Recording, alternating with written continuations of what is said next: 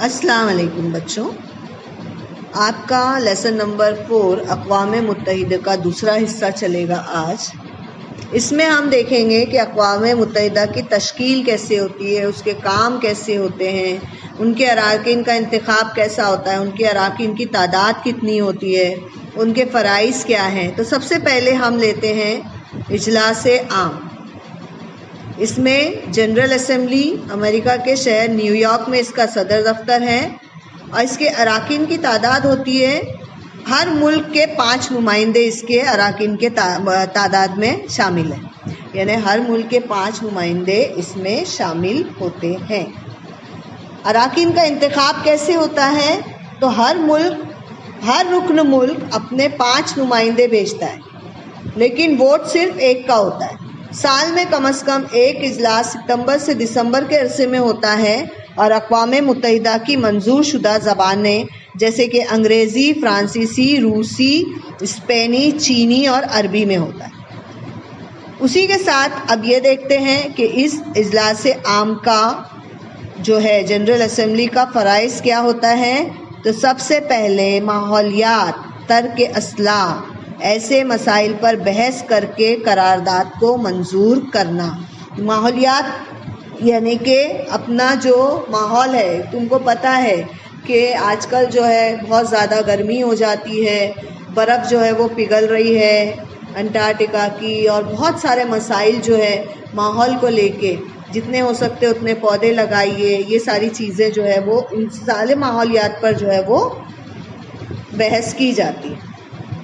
اسی طرح سے ترک اسلحہ، اب دیکھتے ہو کہ لوگ جو ہے اسلحہ کا استعمال بہت زیادہ ہو گیا ہے، جیسے کہ ہر کنٹری جو ہے اپنے اپنے ملک کے تحفظ کے لیے میزائلز وغیرہ جو ہے وہ خریدتی رہتی ہے، تو وہ ساری چیزوں کو جو ہے وہ زیر بحث لایا جاتا ہے۔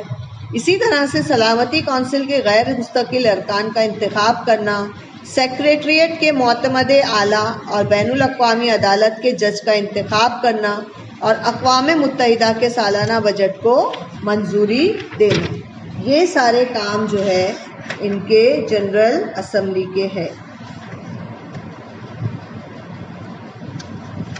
اب جو ہے اس کے بعد سیکنڈ سیکشن آتا ہے سلامتی کونسل۔ دیکھو بیٹا، سلامتی کونسل 5 مستقل اور 10 جو ہے وہ غیر مستقل اراکین ہوتے ہیں اس میں، اور ان کی تعداد اس طرح سے کل 15 ہو جاتی ہے، یعنی 15 رکن ہوتے ہیں۔ 5 مستقل مطلب 5 جو ہے مستقل رہیں گے، 10 جو ہے وہ غیر مستقل، مینز وہ چینج ہوتے رہیں گے ہر بار۔ اب مستقل رکن کون سے ہیں؟ امریکہ، روس، برطانیہ اور فرانس اور چین۔ امریکہ، روس، برطانیہ، فرانس اور چین، یہ جو ہے یہ 5 ملک مستقل رکن ہیں سلامتی کونسل کے، اور غیر مستقل رکن جو ہے وہ ہر 2 سال پر اجلاس عام 10 غیر مستقل اراکین کا انتخاب کرتا ہے۔ سمجھ میں آیا؟ اب ہم دیکھتے ہیں کہ سلامتی کونسل جو ہے ان کا کام کیا ہے۔ تو بین الاقوامی امن و سلامتی کا تحفظ کرنا، جاہر ملک پر معاشی پابندیاں عائد کرنا یا فوجی کارروائی کرنا، اسلحہ پر قابو پانے کے لیے اقدامات کرنا، اور اجلاس عام کے ساتھ ساتھ بین الاقوامی عدالت کے جج اور ادارے کے چیف سیکریٹری کے انتخاب میں شریک ہونا۔ پھر سے دیکھتے ہیں سلامتی کونسل کا کام کیا ہے۔ تو سب سے پہلے بین الاقوامی امن و سلامتی کا تحفظ کرنا، جاہر ملک پر معاشی پابندیاں عائد کرنا یا فوجی کارروائی کرنا۔ اگر وہ نہیں سن رہا ہے، جاہر مطلب جو کسی پہ ظلم کر رہا ہو، سمجھ میں آیا؟ جو ملک کسی پر ظلم کر رہا ہو۔ اب اسلحہ پر قابو پانے کے لیے اقدامات کرنا، اجلاس عام کے ساتھ ساتھ بین الاقوامی عدالت کے جج اور ادارے کے چیف سیکریٹری کے انتخاب میں شریک ہونا۔ یہ تو تھا سلامتی کونسل۔ اب دیکھتے ہیں معاشی اور سماجی کونسل۔ 2006 سے اراکین کی تعداد یہاں پر 54 ہو گئی ہے، یعنی 2006 میں ان کی تعداد بڑھی ہے، اس سے پہلے کم تھی۔ ان کا انتخاب اجلاس عام میں ہوتا ہے۔ ہر سال اراکین کی کل تعداد کے 1/3 ارکان سبکدوش ہو جاتے ہیں اور اتنے ہی نئے منتخب ہوتے ہیں، اور ہر رکن کی مدت صرف 3 سال کی ہوتی ہے۔ بات سمجھ میں آئی؟ معاشی اور سماجی کونسل کے اراکین کا انتخاب کس طرح سے ہوتا ہے؟ تو انتخاب اجلاس عام میں ہوتا ہے۔ ہر سال اراکین کی کل تعداد کے 1/3 ارکان جو ہے وہ ہٹ جاتے ہیں اور اتنے ہی نئے منتخب ہوتے ہیں، اور وہ بھی صرف ہر رکن کی مدت جو ہے وہ صرف 3 سال کی ہوتی۔ اب یہ کام کیا کرتے ہیں؟ تو افلاس یعنی غریبی، بے روزگاری، عدم مساوات، ایسے مسائل پر جو ہے وہ بحث کر کے اس کی تدابیر پیش کرنا۔ اسی طرح سے خواتین کے مسائل، خواتین کو خود کفیل بنانا، انسانی حقوق، آزادی، صحت، تجارت، یہ سب اس سے متعلق جو ہے اس پہ مسائل ہوتے ہیں، مذاکرے ہوتے ہیں اور فیصلے ہوتے ہیں۔ اسی طرح تعلیمی اور ثقافتی سطح پر تعاون کرنا، اقوام متحدہ کے مختلف اداروں کے کاموں میں مطابقت قائم رکھنا، یہ جو ہے معاشی اور سماجی کونسل کے کام۔ اس کے بعد آتا ہے چوتھا سیکشن، سیکریٹریٹ اور سیکریٹری جنرل۔ UNO کا انتظامی شعبہ ہے اور سیکریٹری جنرل سربراہ ہوتا ہے۔ UNO یونائٹڈ نیشنز آرگنائزیشن، یہ جو ہے اس کا انتظامی شعبہ ہے اور سیکریٹری جنرل سربراہ ہوتا ہے۔ اب سیکریٹری جنرل کا انتخاب سلامتی کونسل کی سفارش پر اجلاس عام میں 5 سال کے لیے منتخب ہوتا ہے، اور ابھی جو فی الحال ہم 2017 کا جو سیکریٹری جنرل ہے اس کا نام ہے اینٹونیو گٹریس۔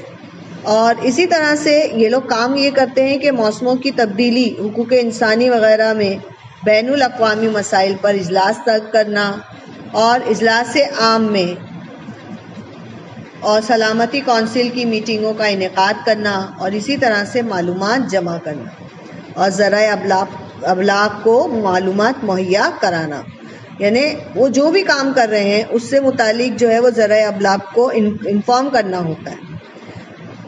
اسی طرح سے اب دیکھتے ہیں کہ بین الاقوامی عدالت نیدرلینڈ کے شہر دی ہیگ میں آتی ہے، واقع ہے، اور یہاں پر کل 15 جج ہوتے ہیں اور ہر جج کی میعاد 9 سال کی ہوتی ہے۔ دیکھو بیٹا، سلامتی کونسل، معاشی اور سماجی کونسل، سیکریٹریٹ اور سیکریٹری جنرل، اب یہ ساری چیزیں تو آپ نے دیکھی کہ سب ہے، لیکن ان کے ساتھ میں ایک عدالت بھی ہوتی ہے، بین الاقوامی عدالت، ورلڈ کی عدالت ہوتی ہے، وہ دنیا کی عدالت ہوتی ہے، اور یہ نیدرلینڈ کا شہر ہے دی ہیگ، وہاں پر ہے، اور یہاں پر ان لوگوں کے کل 15 جج ہوتے ہیں، اور ہر جج کا سلیکشن جو ہے وہ 9 سال کے لیے ہوتا ہے۔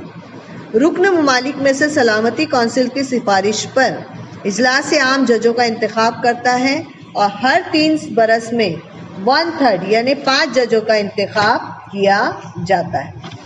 ہم یہ دیکھ رہے ہیں نا اراکین کا انتخاب کس طرح سے ہوتا ہے، تو ہر 3 برس پر 1/3 یعنی 5 ججوں کا انتخاب کیا جاتا ہے۔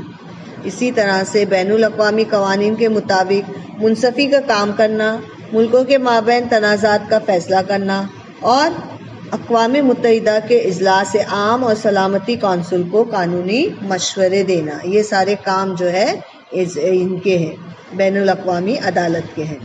اسی طرح سے تولیتی کونسل آتی ہے، تو بیٹا تولیتی کونسل جو ہے اس کی سلامتی کونسل کے 5 مستقل اراکین ہیں، جن ملکوں کو ذمہ داری سونپی گئی تھی ان ممالک کے کچھ ارکان اس میں شامل ہیں۔ اب یہ سلامتی کونسل اور متعلقہ ممالک انتخاب کرتے ہیں، یعنی کہ تولیتی کونسل کو جن ملکوں کی ذمہ داری سونپی تھی وہ اب آزاد ہو گئے، اور 1 نومبر 1994 کو جزیرہ پلاو کے آزاد ہونے کے بعد تولیتی کونسل جو ہے وہ ختم ہو گئی، اور تولیت میں دیے گئے علاقوں کی ترقی کے بارے میں تبادلہ خیال کرنا ہوتا ہے، ان کے کام یہ ہے، اور ان ممالک یا ملکوں کی علاقوں کی دیکھ بھال کرنا ہوتا ہے۔ تولیت میں لیے گئے ملکوں کی مشکلات کو سمجھنا، ان کی سیاسی، سماجی اور تعلیمی ترقی میں مدد کرنا، اور انہیں آزادی دلانا اور وہاں جمہوریت قائم کرنے میں تعاون کرنا ہوتا ہے۔ مجھے امید ہے بچوں کو کچھ سمجھ میں آیا ہوگا کہ یہ جو ہے ہم نے بین الاقوامی ادارے کے کچھ شعبے ہیں، ان کے شعبوں کے کام اور ان کی ساخت کیسی تھی۔ ملتے ہیں اگلے پیریڈ میں۔